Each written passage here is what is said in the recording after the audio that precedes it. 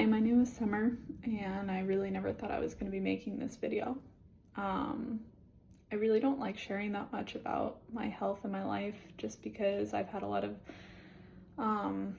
trauma around all of it, and a lot of people over the years telling me that I'm dramatic, that it's really not as bad as I'm making it seem, things like that. My entire life I was told that I had IBS or a nervous stomach, or that I was just having a lot of anxiety, and I was having awful pain my entire life, and almost nobody listened to me. Actually, nobody listened to me until really I met my husband. I'm now diagnosed with Crohn's and celiac, so I'm not crazy.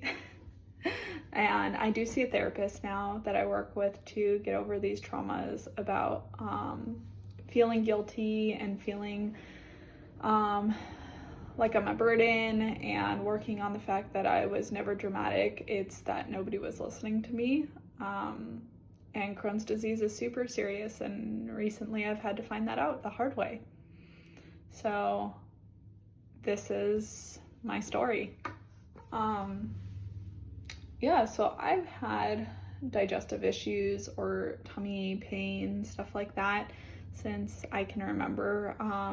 As early as like 4 or 5 years old, I was having a lot of pain. Specifically, I remember always being really picky with my food, and I was vegetarian most of my life because I found that red meats specifically, which is what my family ate a lot, like burgers and chicken nuggets, and I know chicken nuggets aren't red meat, but still fatty meats, and sausages like pork, things like that, would always make me so sick. I would be vomiting, I would have awful stomach cramps whenever I ate that, and I really just thought I was like allergic to meat or something for a really long time, which is kind of ridiculous looking back at it, because you're probably not going to be allergic to all the different kinds of meats. But when you're 5 years old, you don't know that. And skip to like about middle school aged, it definitely started getting worse. I was actually gaining a lot of weight, not losing a lot of weight, as I know a lot of people with Crohn's and colitis typically have a lot of weight loss issues, but on my side, what I was doing is I was eating mass amounts of like really like processed carbs, so a lot of pastas, and what that was doing is also with the celiac disease, it was like bloating me, it was putting a lot of weight on me. It was still causing a lot of pain, but it wasn't quite the same pains that I was having from the Crohn's disease with the meat consumption causing flare-ups for me. Again, I didn't know at this point that I had either of those, and whenever I would complain about how I was feeling, I was told to get over it. I was told that I was being dramatic, that I was attention seeking, all these things. And my mom started to listen to me around that point because she was starting to see me have a lot of vomiting issues, a lot of constipation issues, things like that were starting to come up.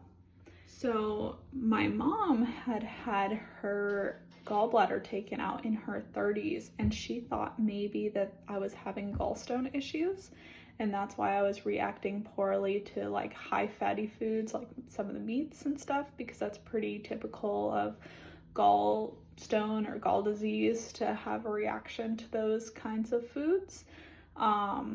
We ended up many times over the years getting my gallbladder checked out, either through an ultrasound or checking liver enzymes just to see if there's anything that would come up that way, and it was all showing up clear, so we knew it wasn't gallstones, and yet that was what my family was hard pressed on, is it must be that I have an anxious stomach and gallstones are the mix.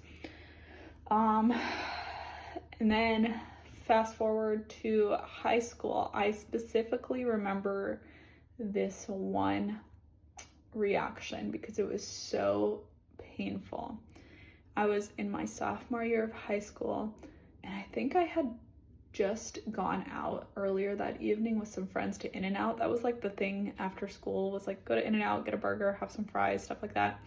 And I gave in, and I had part of a burger with a friend and some animal style fries. And I remember going home and I just was vomiting like nonstop for hours. I thought I had some sort of stomach flu or food poisoning. And I remember being like keeled over the steps of on our stairs in our house, and just pushing my abdomen against the step to try to put some pressure to relieve some of the pain, and just crying and crying. And nobody else in that group had gotten any food poisoning or stomach flu or anything like that. So the likeliness that only I got it, excuse me, I'm on medicine right now, so I'm a little tired. The likeliness that only I got it was pretty unlikely. And so my mom ended up taking me to the hospital at night. I had to be put on an IV because of dehydration. And then they basically just say, you know what, you probably just got some bad food, sent me home, didn't really follow up with it. And that was kind of the beginning of doctors starting to gaslight me. Go on years from then, I was in Kaiser at the time, so given a lot of people know they suck for anything that's specialty like this. They're great if you have like a heart attack or a brain injury or something like that, but like specialty stuff, they tend to really suck. But fast forward, end of high school, early college, I just was rapidly gaining weight and could not figure out why, and just starting to get really depressed. So I ended up joining this health community, which lo and behold later would be an awful decision, but at the time they got me on some products and stuff, and I lost weight like crazy. I mean, I ended up losing 120 pounds over about a year and a half time, and actually ended up bodybuilding from that. And that unfortunately turned into an eating disorder, definitely, and it was anorexia. So trigger warning for anybody with that. This is gonna get a little dark. I found it easier to just not eat anything because then I couldn't have a reaction, and I got down to about 96 pounds at one point. I wasn't really able to walk. It was hard to breathe sometimes. I was having a lot of chest pain, a lot of bone pain. I was severely depressed, a lot of anxiety at that point, but I wasn't having pain in my digestive system during that time because I wasn't eating. And to me, that was the first time that I felt free of that ongoing pain. And I just didn't know what else to do, and no doctors were helping me, and no family was helping me. Luckily, at that point, I had started dating my husband, well, my now husband, and he really became my rock through all of this, and I really hope everybody can find somebody like that to help them. He recognized what was going on, and he got me the help I needed and was my support system, and helped me recover from my eating disorder. And I mean, you can see now I've got some weight on me. I'm pretty healthy now, I would say. And I started just on my journey, let's say that. So at this point, I'm about 20 years old. I'm 26 right now, so still got many years to go. As soon as I got back to eating, I just started having digestive problems again. At this point, I'd actually gone full vegan because I just knew that animal products, whether it was dairy, meat, eggs, anything like that, was just automatically a big no for me. It did not sit well with me, and I couldn't understand it. But I was still eating pasta and breads and things like that. I did not know how celiac yet, so big uh-oh.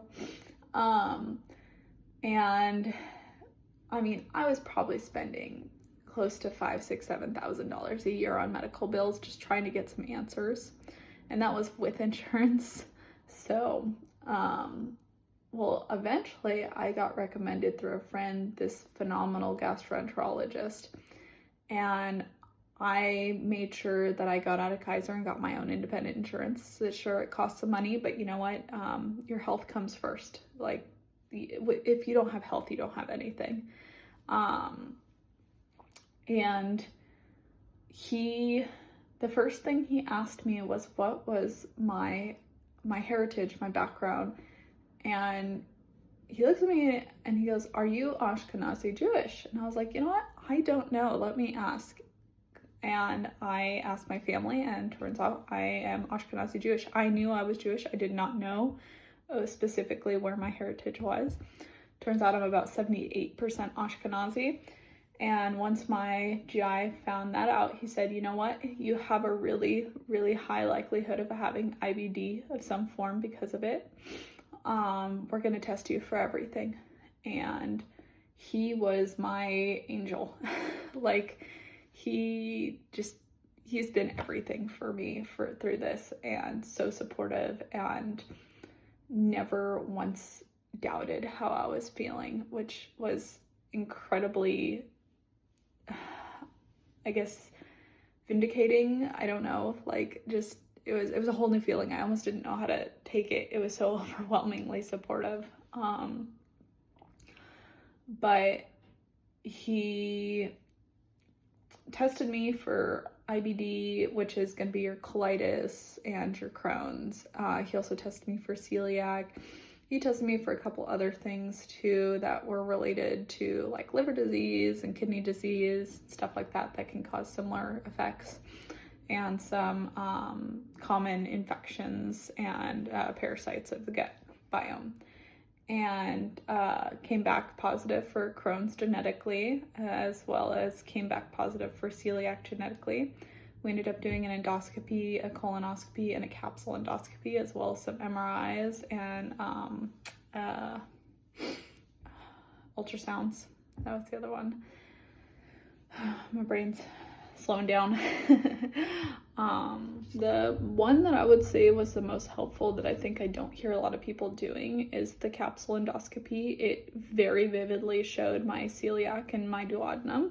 It showed all the kind of like lesion looking tears that are in the duodenum, which are only specific to celiac disease. So once I got that diagnosis, I went on a gluten-free diet immediately. Within a couple of months, I was feeling like $1 million. So once I got my diagnosis for Crohn's and celiac, the next step was definitely like doing the colonoscopy and the endoscopy.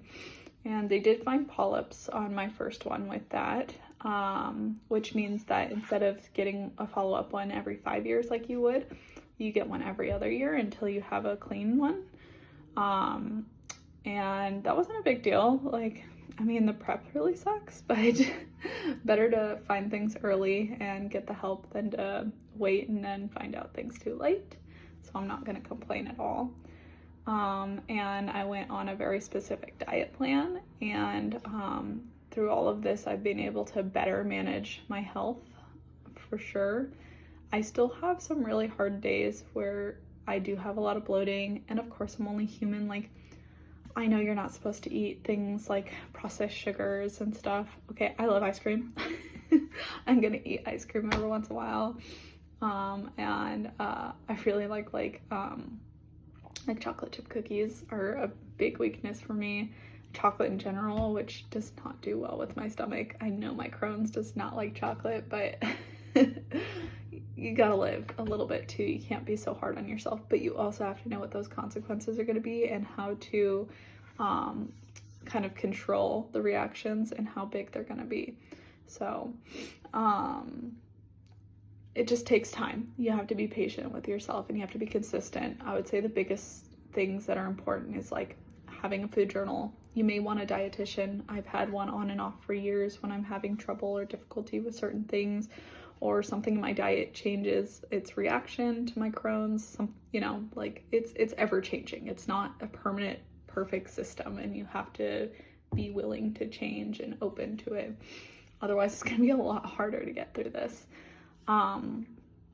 So fast forward to just this past year, I had my colonoscopy just this past February, and I unfortunately came out of it, and they had found what's called a tubulovillus adenoma that had started into its first stage of metastasizing, which basically means that it was starting to grow cancer cells. And it was, if it had time, it would be full-blown colon cancer. And that was a really rough diagnosis to receive at 26 years old.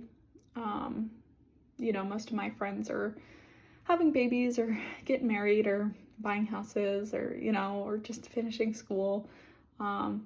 Nobody my age that I know is fighting cancer or chronic disease like Crohn's disease. And it can be really taxing mentally. So I think it's really important that we talk about that part of it. It's not just the physical of the disease, it's also the mental.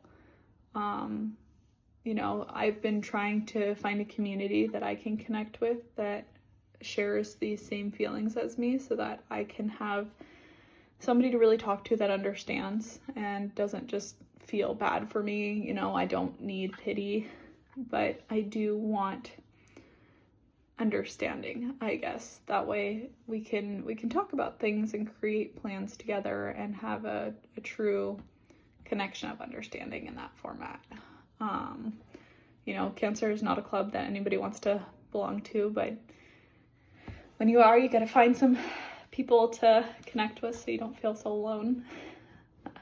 So within 3 weeks of that colon diagnosis, I had been scheduled for partial colectomy, which means that they take out the part of your colon that is diseased, and they take it out from lymph node to lymph node that's in your digestive tract. That way, as it metastasizes, if it had reached one of those lymph nodes, it can't then continue to enter your lymphatic system and become transitional cancer to somewhere else in your body. So it's just a safety measurement, right? Precaution. But because of that, they took out most of my sigmoid colon, and that was just about over a week ago. I'm still recovering from it, and I'm actually recovering pretty well. This is where my JP drain was, which is basically just a drain that goes into the abdomen to take out all the fluid. This was the double laparoscopic opening in my belly button, and then my 2 other laparoscopic openings there. It's actually looking pretty good. There's a little bit of bruising you can see around, but otherwise not too bad. It was done with the Da Vinci machine, which is just a robotic machine that does the laparoscopic surgery rather than the surgeon doing it hands-on. It's supposed to be safer, cleaner, things like that. But the surgery went pretty good.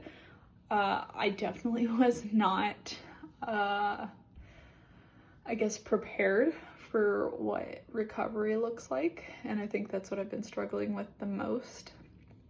Because they tell you, you know, it'll be a couple weeks before you're really back to normal. I'm about 9 days out right now from when I had the surgery. The first 3 days were absolutely, excuse my French, but hell. I was on a catheter, could not go to the bathroom by myself. I was so drugged up because the pain was so intense. And even with things like oxycodone and Dilaudid and going back and forth between Dilaudid and morphine, I was still having a lot of pain. I could not get up. I could not walk around. I couldn't even sit up on my own without screaming in pain. But by the second day, they really want you to start moving because they don't want your legs to atrophy. They want the catheter out as soon as possible, so they need you to start going to the bathroom. That was really hard. That was so hard. It was one of the most painful things, maybe the most painful thing I've experienced so far in my life. It basically just feels like somebody's constantly stabbing you in all the different openings, and you're so nauseous from all the medications, and the pain makes you nauseous, and you're just so dizzy and tired. It's pretty brutal, not gonna lie. And they're also trying to get you to have a liquid diet for the first few days. Good luck. Personally, I could not keep anything down. I was just so nauseous. They were giving me Zofran like every 2 hours and it still wasn't helping. They ended up actually giving me an anti-nausea patch that goes behind the ear. That for me was a winner. But also they gave that to me later in the time that I was at the hospital. I think that was like day 3 or 4 they put the patch on me. So maybe it was coincidence that I was feeling better by then, but I think it did help some. And once I could start getting food down, that was like success number 1. Like I am improving. You know, getting up and walking was probably the hardest part, but you have to do it. It's the only way you get stronger. And it's hard, but you have to do it. And even now, I mean, I'm still in a lot of pain, but it's nothing compared to the first 3 days. So I think it's just easy to push through right now. I do have Percocets available to me, but I'm really trying not to take them. I've just been on them for 9 days now, so I only take them at night to sleep for the last 2 days.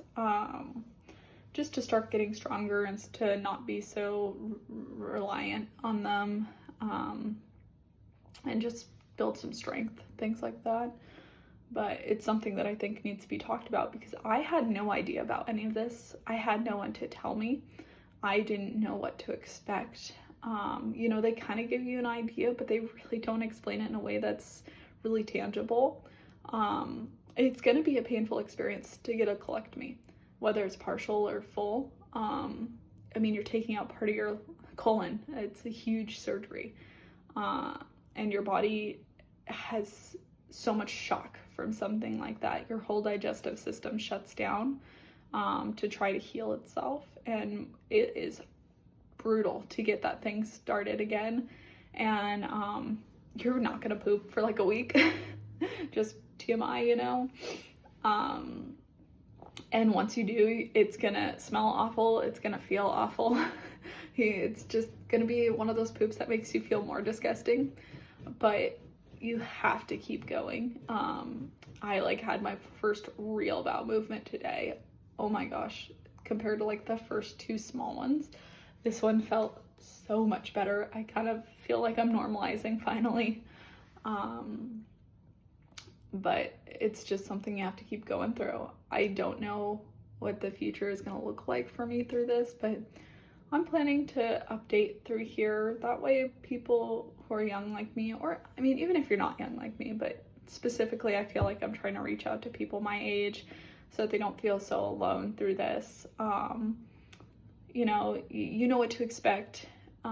And you just have to be strong through this. You have to, you know, get in there mentally and be ready to push and be ready to fight. You know, even just walking down the street and back for me right now is freaking hard. But, and I'm coming from a background of being an endurance athlete. I mean, I'm cycling on the weekends, doing a 50-mile, you know, a half-century ride for fun. Or I'm doing, you know, 8-10 mile runs during the week for fun. Like, that's what I enjoy. And right now I can't even walk a mile without being completely exhausted. So that's the kind of difference that this surgery does make. And you do have to give yourself the ability to be kind, and you have to give yourself some grace through this because it's not easy and it's an incredibly difficult process. And your body is going through a lot, and you have to be okay with that. And you have to be your own support system and your own advocate.